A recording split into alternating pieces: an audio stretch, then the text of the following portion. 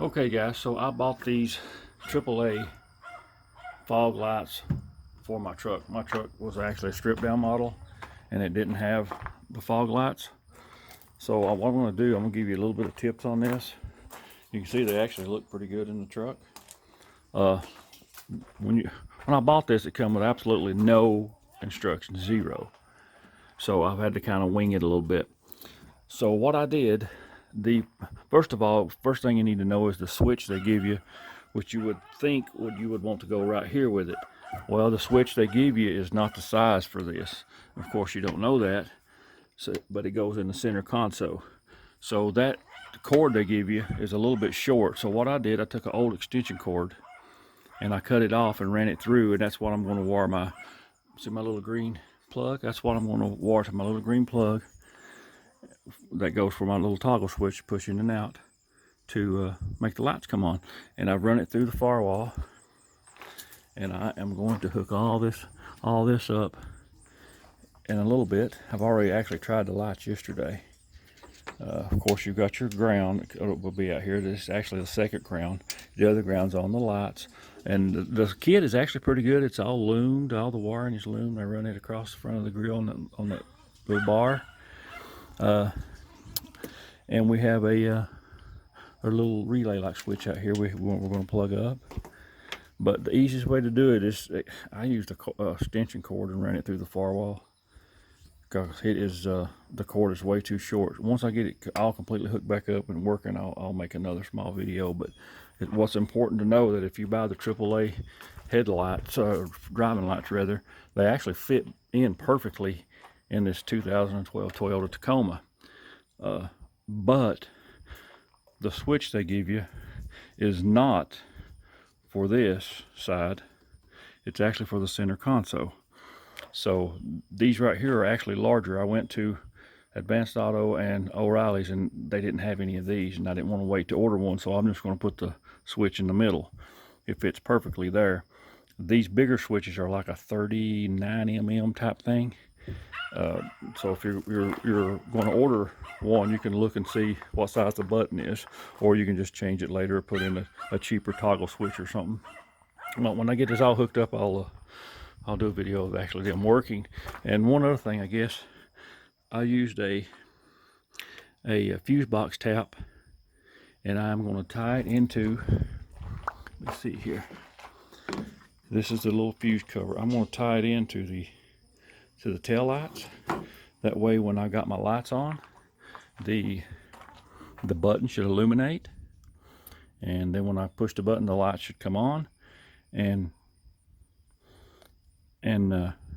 once I get it all checked out, I'll make sure, because sometimes if you hook it up wrong, the light will illuminate all the time. That's why I want to tie it to the tail lights with fuse box tap.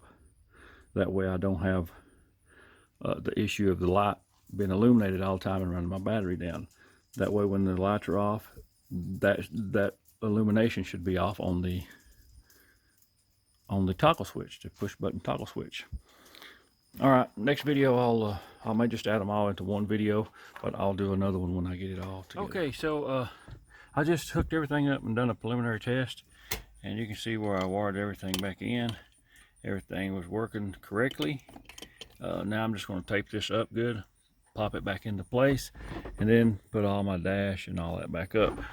So like I say, this button they send you with that kit, the AAA fog light kit, the fog light stuff go back in great, easy to put in. Actually, they're driving lights, but they're easy to put in.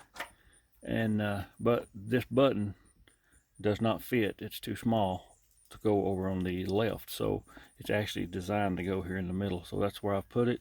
I used the old orange cheap extension cord you can get like at about any retail shop, like dollar store, Walmart, places like that. I've got a bunch of them, so I just cut my wires, hooked it right back up the way it goes, and ran it through the firewall. Jumped into you can probably see where I jumped into the fuse box.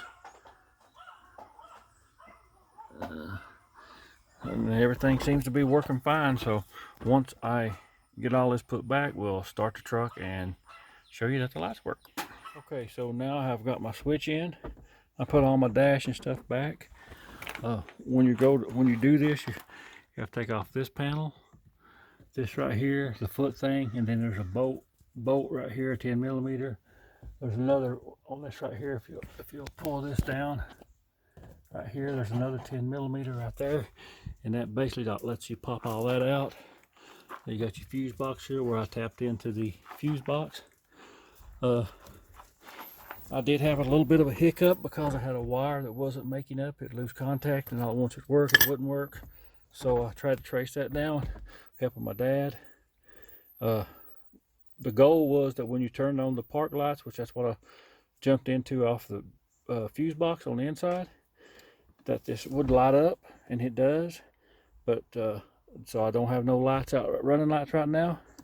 But when I push that, the running lights should now be on. Or the driving lights, I call them running lights. And as you can see, the driving lights are on. Other one's on. There's where I come through the firewall. And here's your little relay switch. I actually broke the relay switch, so I just zip tied it there so it wouldn't have shock. You have a inline fuse for it. You tie it to your hot. I tied it to my ground right here, and I'm good to go. Now, when I'm out and about, I can flick those babies on and look for Bigfoot. I keep my camera running when I'm driving. So the extra light at night will make this camera, even though it does have night vision, to make it even a little better, I do believe. But the button illuminates, and there we go. And the reason I tied it to my tail lights was when I cut off my lights, this goes off, the outside lights will go off, and the driving lights, and I won't have to worry about running my battery down.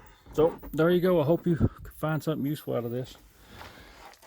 And the button looks good, even though I didn't originally want to put it there. I wanted to put it on this side, but the button that comes with it is actually not the right size. It's too small for any of this. I mean, you could probably cut that out, but who want to do all that? So I just ran it over here and put it in there, and it looks nice. All right, thanks guys. Hope you enjoyed the video.